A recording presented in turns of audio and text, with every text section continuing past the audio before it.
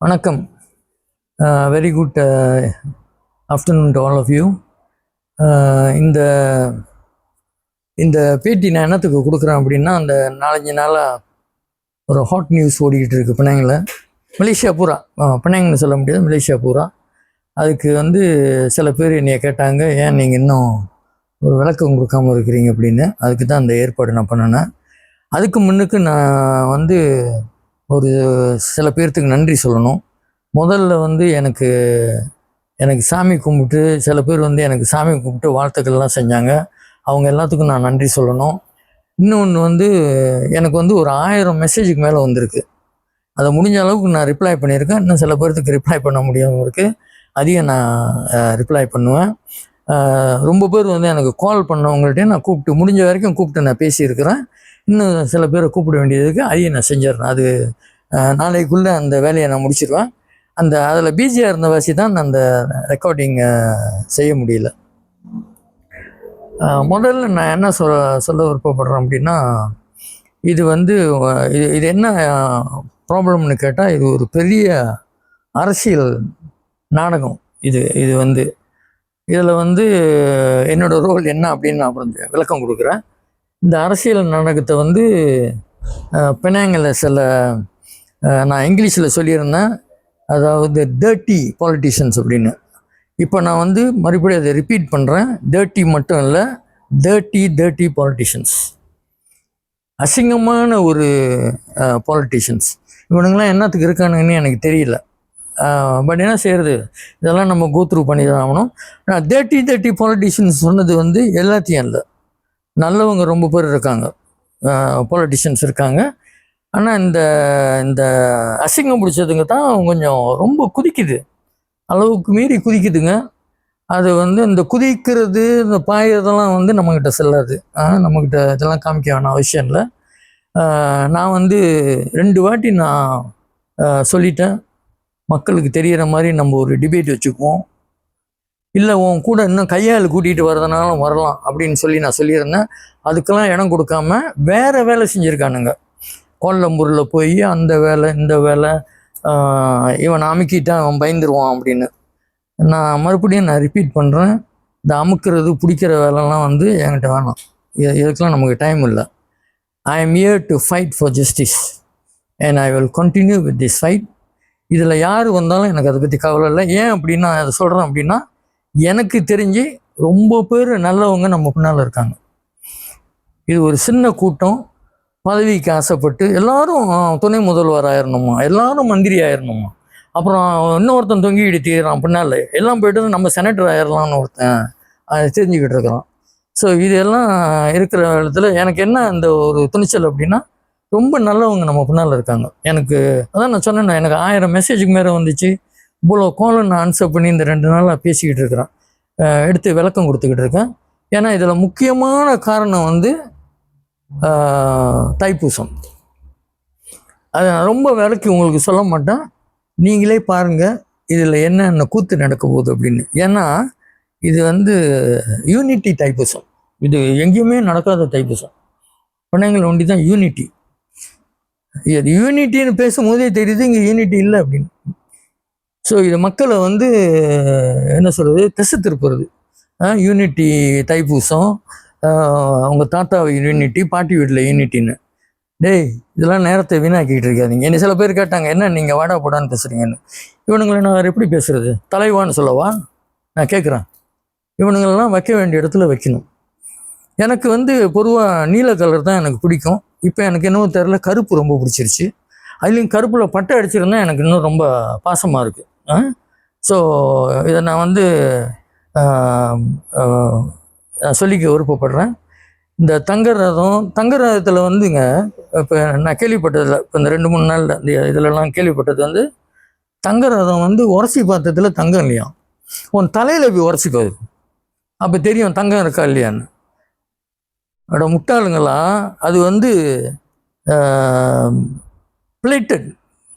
இது தங்க ரதம் இன்னும் ஒன்று, இது பிளேட்டட் பண்ணி, அது பிளேட் பண்ணிட்டா அது ஒரு 4-5 வருஷம் சென்று அது மங்களாகும். அது அவங்க கொடுக்கும்போதே சொல்லியிருக்காங்க. இப்போ இது செஞ்சு 2019 செஞ்சது. இப்போ 24 ஆயிடுச்சு. ஸோ அது வந்து பிளேட்டட்னா அது அந்த ப்ராப்ளம் இருக்கும். ரெண்டாவது நான் என்ன கேட்குறேன்னா, நீ அங்கே உட்காந்துருந்த 15 வருஷமா எல்லாத்துக்கும் கை தூக்குன எஸ்ன்னு இப்போ வந்து நூன்னுக்கிட்டு இருக்கு. என்ன விஷயம்? ஏன் திடீர்னு ஆகிட்ட? ஸோ இதை மாற்றிங்க. எனக்கு தெரியும் உங்கள் முன்னால் ஒரு பெரிய தவுக்கி ஒருத்தர் இருக்கார். அவர் ஒரு சிப்பாயி. இதெல்லாம் பார்ப்போம், நாங்கள் பார்க்குறோம் எந்த அளவுக்கு போகிறீங்க அப்படின்னு. எனக்கு என்ன வருத்தமாக இருக்குது அப்படின்னா, நம்ம இந்த இந்து அறப்பணி வாரியத்தை எடுத்துக்கிட்டிங்கன்னா அதில் இவ்வளோ சொத்து இருக்குது அப்படின்னா அதுக்கு ஒரு 2-3 பேர் காரணம். அது வந்து அதை வச்சு நம்ம சமுதாயத்தை எப்படி சோஷியோ எக்கனாமிக் ப்ராப்ளமில் எப்படி மேலே கொண்டாடுறதுன்னு விட்டு இது இது செய்கிறானுங்க. அது ஃபாரன்சிக் ஆடிட். நான் பயந்துட்டேன் ஃபாரன்சிக் ஆடிட்னு. சோப்பு குடி பறக்கலாம் ஃபாரன்சிக் ஆடிட்டில். நான் ஒன்று சொல்கிறேன், என்ன ஃபாரன்சிக் ஆடிட்? முதல்ல நீங்கள் சொல்லுங்கள், ஃபாரன்சிக் ஆடிட்டுக்கு எவ்வளோ காசு கட்டினீங்க அப்படின்னு. மக்களோட காசு இது, உன் வீட்டு காசு இல்லை, மக்களோட காசுக்கு நீ விளக்கம் கொடுக்கணும். எவ்வளோ காசு கட்டினீங்க அப்படின்னு. நான் ஏமா ஒன்று சொல்ல மாட்டேன், ஆனால் நீங்கள் விளக்கம் கொடுங்க, எவ்வளோ காசு இந்த ஃபாரன்சிக் ஆடிட்டில் கட்டியிருக்கீங்க. எனக்கு இப்போ என்னன்னா, நான் என் கூட்டாளிகள்ட்டெல்லாம் இப்போ சொல்ல வேண்டியதாக போச்சு. நம்ம நீங்கள் என் கூட தண்ணி குடிக்க வந்தால் கூட 2 பேர் பக்கத்தில் இருக்கணும், எனக்கு விட்னஸ் 2 பேர் வேணும், 2 பேர் சைன் பண்ணணும். ஏன்னா இல்லைன்னா ஃபாரன்சிக் ஆடிட்ருவானுங்க என்ன தண்ணி குடித்தேன் அப்படின்னு. அப்போ நீங்கள் வந்து என் கூட வந்தீங்கன்னா நீங்கள் வந்து சூறா சைன் பண்ணணும்.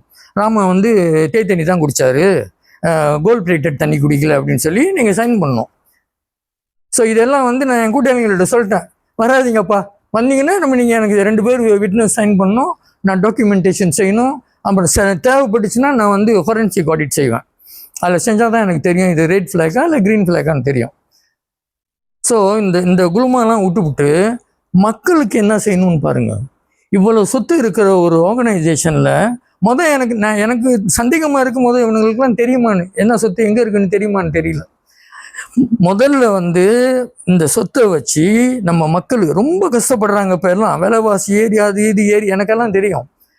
அவங்களுக்கு வந்து ஒரு நல்ல வழியை காட்டி ஒரு பிஸ்னஸை ஸ்டார்ட் பண்ணி கொடுத்து அதை செய்கிறத விட்டுவிட்டு ஃபாரன்சிக் ஆடிட் செஞ்சுக்கிட்டு இருக்கிறீங்க. இது தேவையா உங்களுக்கு? ரெண்டாவது, நீங்கள் ப்ரூஃப் பண்ணுங்க. நான் இன்னைக்கு மறுபடியும் ரிப்பீட் பண்ணுறேன், இந்த சொன்னதே சொல்கிறேன், ஒரு வெள்ளி இந்த என்டோமெண்ட் போர்ட் அக்கௌண்ட்ஸ்லேருந்து நீங்கள் எடுக்க முடியாது. இந்த ப்ரொசீடியர் அவர் டைட்டாக இருக்குது. டாக்குமெண்ட்ஸை செக் பண்ணுறது நான், அதில் போட்டிருக்கோம் டிசைமா ஒல்லி ஷாப்பான்னு. நான் தான் எல்லா டாக்குமெண்ட்டும் செக் பண்ணுவேன்.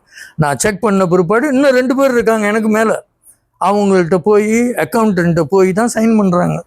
இந்த கணக்கு எல்லாம் வந்து 3 ஆடிட் குரூப் செஞ்சிட்டாங்க. External auditors, internal auditors, what you call it, audit நகாரா, இவ்வளோலாம் செஞ்சு திடீர்னு ஒரு கருப்பம் வந்து சொல்கிறான் ஆடிட் என்ன செய்யுது, ஃபாரன்சிக் ஆடிட் செய்யணும் அப்படின்னு. ரெட் ஃப்ளாக் கண்டுபிட்டு, நீங்கள் ஃபாரன்சிக் ஆடிட்டை செய்யுங்க, ஜப்பான்காரன் ஆடிட்டை செய்யுங்க, கொரியாக்காரன் ஆடிட்டை செய்யுங்க. உண்மை த ட்ரூத் வில் ப்ரிவேல். உண்மை இருந்து தான் ஆகணும். நீங்கள் போட்டாப்புல உண்மை மாறிடுமா உங்கள் கதையை வச்சுக்கிட்டு? எனக்கு தெரியும் இன்னொரு கிழமை ஒருத்தன் திரிகிறான் அப்படின்னா இல்லை, அவர் தான் மாஸ்டர் மைண்டான். மாஸ்டர் மைண்ட்லாம் பார்க்குறோம், எங்கே எவ்வளோ தொலைவுக்கு போகிறீங்கன்னு நாங்கள் பார்க்குறோம். நான் பிணைங்களில் வாழ்கிற மக்களுக்கு சொல்கிறேன், இதுக்கு மேலே நம்ம சும்மா இருக்க முடியாது. இந்த சமுதாயம் இவ்வளோ வேலை, இந்த 1 வருஷம் என்ன நடந்திருக்குன்னு சொல்லி அவனுங்க விளக்கம் கொடுக்கணும் நமக்கு. இந்த ஃபாரன்சிக் ஆடிட்டுக்கு நீ எவ்வளோ காசு கட்டியிருக்க, இதுக்கு நீங்கள் பெர்மிஷன் வாங்கியிருக்கிறீங்களா ஃபாரன்சிக் ஆடிட் செய்கிறதுக்கு? இதெல்லாம் வந்து மக்களுக்கு விளக்கம் கொடுக்கணும்.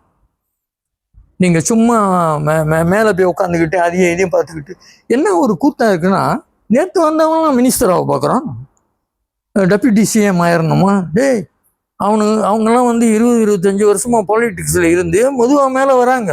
கொஞ்சம் அமைதியாக இருந்தாங்க. என்ன உங்களுக்கு அப்படி அவசரம்? கலகத்தை திறந்து உள்ளுக்கு பூரா பார்க்குறீங்க, என்ன அப்படி உங்களுக்கு ஒரு அவசியம்? நான் கேட்குறேன். ஸோ இந்த மிரட்டல் உருட்டல்லாம் விட்டுவிட்டு மக்களுக்கு என்ன செய்யணுமோ அதை செய்யுங்க. உங்களுக்கு நான் என்னை பொறுத்தவரையில் நாள் நெருங்கிடுச்சு. இந்த தைப்பூசம் வந்து is a very important Thaipusam, coming Thaipusam. இதில் வந்து இந்த தங்கரகத்தை வந்து நீங்கள் ஏதாச்சும் கச்சூர் பண்ணீங்க அப்படின்னா அதை விட ஒரு அவமானம் நம்ம சமுதாயத்தில் இல்லை. இருக்கானுங்க சில பேர் இப்போ கூட இந்த தமிழில் சொல்லுவாங்க கூலிக்கு என்ன கை தட்டுறவனுங்க அப்படின்னு இருக்குது. அந்த கூட்டம் இருக்குது, அது இருந்துக்கிட்டு தான் இருக்கும். அது 5-10 போட்டிங்கன்னா அது தின்னுட்டு அது கும்மி கூட்டிக்கிட்டு இருக்கும். But majority of the people majority of the நம்ம இன்னைக்கு வந்து பின்தாங்கிய நம்ம சொல்லிக்கிட்டே இருக்கிறோம், நம்ம பின்னால் போகிறோம். எப்படி பின்னால் போகாமல் இருக்கிறது? இந்த மாதிரி குட்டி சைத்தான்லாம் வச்சுக்கிட்டு இருந்தா. ஸோ அதுக்கு என்னுடைய வேண்டுகோள் வந்து நம்ம வந்து முன்னாடி கால் எடுத்து வச்சு என்ன நடக்குது அப்படின்னு கேட்கணும். ரொம்ப வேணாம். நான் ரொம்ப பேசினேன்னா அவங்க சொல்லுவாங்க நான் வந்து ப்ரொஃபஸர் ராமசாமியை சப்போர்ட் பண்ணுறேன்னு சொல்லுவாங்க. வேணாம். அவர் செஞ்ச நல்லதெல்லாம் எனக்கு தெரியும், நான் செஞ்சதும் அவருக்கு தெரியும். அதனால நான் வந்து அதை ரொம்ப பேச விருப்பப்படல. நான் என்ன சொல்கிறேன்னா, ஃப்யூச்சரை பார்ப்போம். மக்களுக்கு வந்து நம்ம சமுதாயத்துக்கு ரொம்ப பேர் கஷ்டப்படுறாங்க. நான் டெய்லி கொம்தாரில் உட்காந்துருக்கேன், எனக்கு தெரியும். நான் கொம்தாரில் உட்காந்து உதவி செஞ்சுட்டு இருக்கேன். இவனுங்க வந்து பின்னால் போய் ராமாவை அங்கேருந்து எடுத்துருங்க, அங்கே உட்கார வைக்காதீங்க, அவன் ஒரு ஆபத்தானவன்னு வேலை செய்கிறானுங்க. முதலமைச்சரை போய் பார்க்குறானுங்க. டிஏபி மீட்டிங்கில் போய் பேசுகிறானுங்க என்னையை பற்றி. என்ன இது ஒரு கூட்டம் இருக்குது, ஒரு இந்த எப்படி நம்ம முன்னுக்கு போகிறது? இந்த அளவுக்கு நம்ம போய்கிட்டு இருந்தோம். நான் மறுபடியும் ரிப்பீட் பண்ணுறேன், நல்லவங்க ரொம்ப பேர் இருக்காங்க நம்ம கூட, அரசியல்வாதியாக இருக்காங்க, எல்லாம் இருக்காங்க. அவங்கள பார்ப்போம். இந்த கூட்டத்தை வந்து இன்னும் கொஞ்ச நாள் போனீங்கன்னா இந்து எண்டமன் போட விற்றுப்புட்டு தெரியல எங்கே போச்சு. இன்னும் மழைக்கால போன மாதிரி தெரியல, எப்படி இந்த பக்கம் சைனா பக்கம் கப்பலில் ஏறி போயிடுச்சின்னு சொல்லிடுவானுங்க நம்மகிட்ட. ஸோ இதெல்லாம் நம்ம வந்து பத்திரமா இருக்கணும், ரொம்ப பத்திரமா இருக்கணும். இது தான் நமக்கு கடைசி வாய்ப்பு. டோன்ட் வரி அபவுட் மீ, என்னை பற்றி கவலைப்படாதீங்க, எனக்கு தெரியும் எனக்கு என்ன செய்யணும்னு. நீங்கள் மக்கள் வந்து கேள்வி கேட்கணும். இப்படியே விட்டுக்கிட்டு போனோம்னா நம்ம பரவாயில்ல. அப்புறம் இந்த அவனுங்க 5-10 போட்டு இந்த கூலிக்கு கும்மி அடிக்கிற கூட்டம் ஒன்று இருக்குது, இதையே நம்ம பார்த்துக்கிட்டு இருக்கணும். என்ஜிஓஸ்லாம் எந்திரிக்கணும், கேள்வி கேளுங்க என்ன நடக்குது அப்படின்னு, விளக்கம் அவங்க கொடுக்கணும். எனக்கு நினைப்பு இருக்குது, அவங்க சொன்னாங்க டேக் ஓவர் பண்ணும்போது 3 மாதத்துக்கு ஒரு வாட்டி விளக்க கூட்டம் நடத்துவாங்க. எங்கே அந்த போச்சு அந்த விளக்க கூட்டம்? எங்கே போச்சு? இப்போ ஃபோரன்சிக் ஆடிட் செஞ்சிங்களா, விளக்கம் கொடுத்தீங்களா? என்ன ஃபோரன்சிக் ஆடிட்னு? இது என்ன தங்கரத்தை வந்து தேய்ச்சி பார்த்தாங்க, தலையை வச்சு போய் தேய்றா, அப்போ தெரியும் கருப்புல வந்து கோல் படுதான்னு தெரியும். ஸோ சும்மா வந்து தலைக்கெல்லாம் ஆடிக்கிட்டு இருக்காதீங்க, சமுதாயத்தை பாருங்கள். அந்த பாலிட்டிஷியனுக்கு வந்து என்னோட அட்வைஸ், திஸ் ஃபெல்லோஸ் ஆர் ஒரு சின்ன குரூப்பு டர்ட்டி பாலிட்டிஷியன்ஸ். இதை வந்து நம்ம கண்டிப்பாக கேள்வி கேட்கணும். எனக்கு தெரியும், அப்போ நான் அப்படி பேசுறது கூட சில பேர் பேசுவாங்க, என்ன ராமா அப்படி பேசுகிறான், பரவாயில்ல, அதை பற்றி ஒன்றும் கவலை இல்லை, doesn't matter. The most important thing is the community and the Hindu endowment board must be saved. ஏன்னா அதில் எவ்வளோ சேர்த்தாங்க சொத்துன்னு எனக்கு தெரியும். இன்றைக்கி வந்து அதனால தான் வேதனையாக இருக்குது நமக்கு இந்த இந்து எண்டோமென்ட் போர்டை பற்றி பேசும்போது. அதனால் என்னோட தாழ்வான வேண்டுகோள், மக்களை நீங்கள் விழிச்சு கொண்டு பார்க்கணும் என்ன நடந்துக்கிட்டு இருக்கு அப்படின்னு. இந்த சின்ன கூட்டத்தை வச்சுக்கிட்டு நீங்கள் பயப்படக்கூடாது, எதுக்கும் பயப்படாதீங்க. நாங்கள் என்ன பயப்படுறோமா? நான் கேட்குறேன், நாங்கள் பயப்பட வேண்டிய அவசியமே இல்லை. ஏன் அப்படின்னா எங்கள் மேலே எந்த தவறும் இல்லை. நான் தான் உங்கள்கிட்ட மறுபடியும் சொல்கிறேன், ஒரு வெள்ளி எண்டோமென்ட் போர்ட்லேருந்து எடுக்க முடியாது. 3 லட்சம் வெள்ளி தெரியும் ஏன் எங்கே போச்சுன்னு. சில பேர் வந்து அலமாரிலாம் பூந்து தேடுறாங்க, மேசைக்கில் நாக்காளிக்கில், மறுபடியும் போய் தேட சொல்லுங்கள் எங்கேயாச்சும் இருக்கா அப்படின்னு. என்ன ஐயா பேச்சு, இதெல்லாம் ஒரு பேச்சா? அதனால் நான் இதுக்கு மேலே நான் ரொம்ப சொல்ல விருப்பப்படல. வரட்டும், சந்திப்போம். மக்களாகிய நீங்கள் கொஞ்சம் சொந்த பிரச்சனைலாம் தள்ளி வச்சுட்டு இதை கேளுங்க. முத நீங்கள் கேட்க வேண்டியது, ஒரு வருஷமாக நீங்கள் என்ன செஞ்சீங்க எங்களுக்கு காமிங்க. அம்மா பந்து கொடுத்தீங்க, ஃபீஃபா பந்துன்னு சொன்னீங்க, 350 வெள்ளின்னு. ஐயா, ஃபீஃபா பந்து போய் ஒரு ஸ்டாண்டர்ட் 1 சைல்ட்டை கொண்டு கொடுத்தீங்கன்னா அப்புறம் அவனுக்கு தெரியுமா என்னன்னு? 350 வெள்ளியா என்னமோன்னு சொன்னானுங்க ஒரு பந்து, அதுக்கு 5 பந்து வாங்கி கொடுத்தா அந்த பிள்ளைங்க நல்லா விளையாண்டு போகுது. இது ஒரு பெரிய சாதனையா? ஃபீஃபா பந்து விளையாண்டது, பந்து விளையாண்டா போதுமா? எப்படி இந்த போண்டை வச்சு நம்ம சாதிக்கிறது? மக்களுக்கு என்னென்னமோ செய்யலாம். அதில் இருக்க சொத்து மில்லியன்ஸ் ஆஃப் டாலர்ஸ். எடுத்ததுக்கெல்லாம் தங்குறதில் திருடிட்டானுங்க. இதை சொல்லியே இந்த மிரட்டல். ஸோ கடைசியாக என்ன கேட்டுக்கு விருப்பப்படுறோம் அப்படின்னா, நாங்கள் தயார், we are ready to face any problem. Let me tell you this. நாங்கள் வந்து சட்டத்துக்கு புறம்பா எதுவும் செய்யலை, சட்டத்துக்கு எதிர்ப்பாக நாங்கள் எந்த வேலையும் செய்யலை. ஆனால் இந்த ஒரு கூட்டம் இருக்குது, இந்த கூட்டத்தை வந்து நம்ம சும்மா எடை போட்டுற முடியாது. அதில் ஒரு கிழவன் இருக்கான் பாருங்கள், அப்படியே தடுமாறிக்கிட்டு வருவான், நடக்க முடியாமல், பயங்கர சூழ்ச்சி உள்ளவன். இவனுங்க எல்லாம் சேர்ந்து தான் இவ்வளோ வேலை செய்கிறானுங்க. அப்புறம் இவனுங்க வந்து ஆடுறானுங்க. நாளைக்கு ஒருத்தர் மந்திரி ஆயிடுவாராம், ஒருத்தர் திம்பலானுக்கு துவ மந்திரி ஆயிடுவாராம், அது கொண்டு வந்து இன்னொருத்தர் செனட்டர் ஆயிடுவாராம். எப்படி ஏப்பா பெரிய இது போய் வேற எங்கேயாச்சும் காட்டில் போய் இந்த வேலையை செஞ்சுக்கிட்டு இருங்க.